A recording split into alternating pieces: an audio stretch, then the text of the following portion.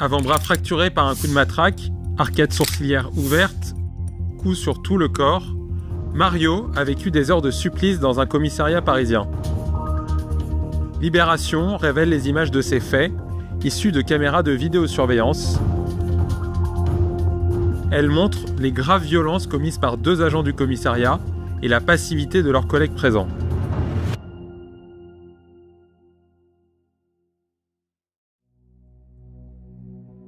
Commissariat des 5e et 6e arrondissements de Paris, le 24 juillet. À 23 h, Mario, de nationalité péruvienne, est placé en garde à vue pour avoir outragé un gendarme qui le contrôlait dans la rue. Les vidéos sont dépourvues de son. Elles montrent un espace commun où travaillent les agents et les couloirs où sont situées les cellules. Chaque caméra est désignée par un lieu de prise de vue. 8 minutes après son arrivée, le policier Maxime D demande à Mario de retirer un collier qu'il porte autour du cou.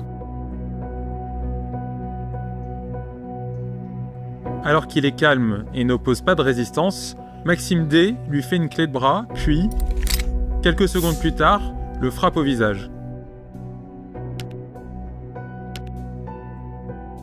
Ses collègues présents observent sans réagir, certains rigolent.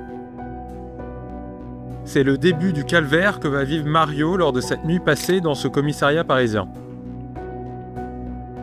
L'homme est ensuite conduit par 3 agents, Maxime D, Alexis L et Clément B, dans une petite salle pour la suite de la fouille. Les 4 hommes vont passer un peu moins de 5 minutes dans cette pièce sans caméra.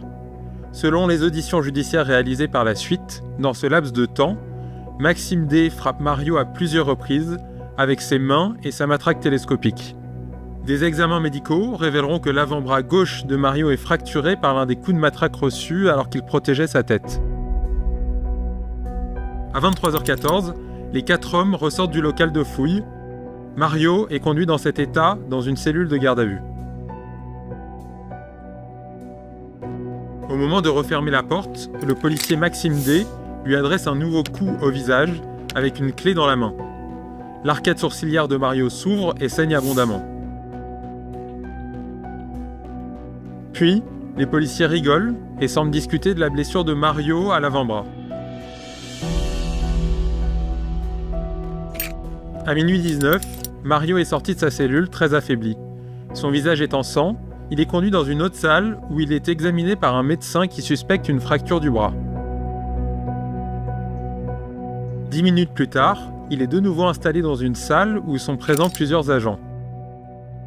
Ses blessures sont alors parfaitement visibles. À minuit 50, alors que Mario attend d'être transféré à l'hôpital, un autre fonctionnaire du commissariat, Mathieu D, va s'acharner sur lui.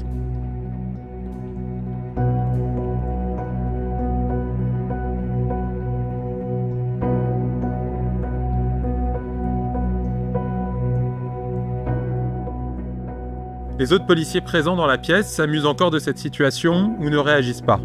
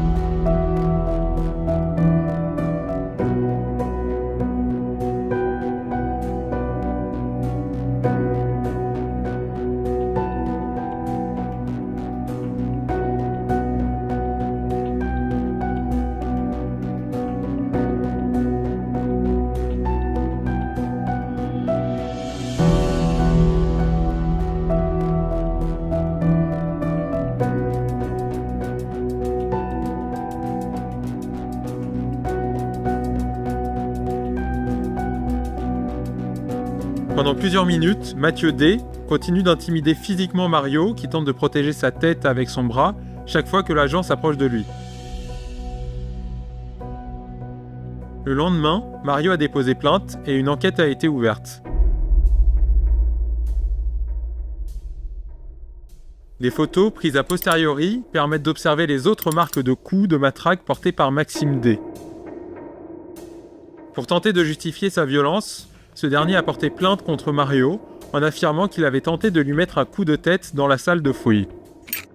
Il est venu vers moi pour me donner un coup de tête. Je l'ai donc repoussé avec mes bras au niveau de son torse. Il s'est mis en garde, nous l'avons donc emmené au sol. L'exploitation des caméras du commissariat affaiblit sa version.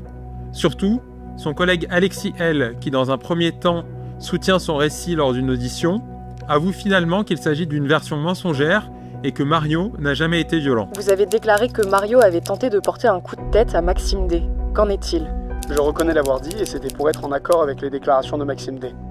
Mais c'est faux. L'enquête contre Mario pour violence a été classée sans suite.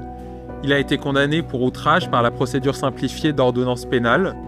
Maxime D et Mathieu D seront jugés le 29 octobre par le tribunal judiciaire de Paris pour ces violences. Leurs avocats n'ont pas répondu à nos sollicitations. Interrogé à propos de cette affaire, la préfecture de police de Paris indique seulement qu'une enquête administrative est en cours.